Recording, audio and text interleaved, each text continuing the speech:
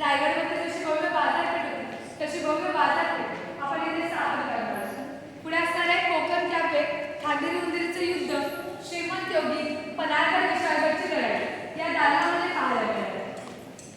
या 31 एकरच्या प्रकल्पाला उंचवट्यावरचं एक ठिकाण असेल त्याचं नाव आहे माची, ती इथे भविष्यामध्ये पाहायला मिळेल माची।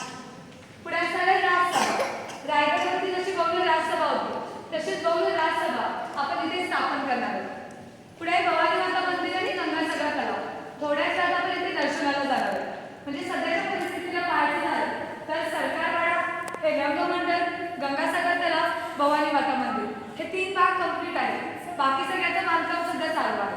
तसंच भविष्यामध्ये असणार आहे लोहगड किल्ला आणि गोमुखी महादेवाला, इथे तुम्हाला पाहायला मिळेल। या 31 एकरच्या प्रकल्पाला तटबंदी असेल ती अशी ही तटबंदी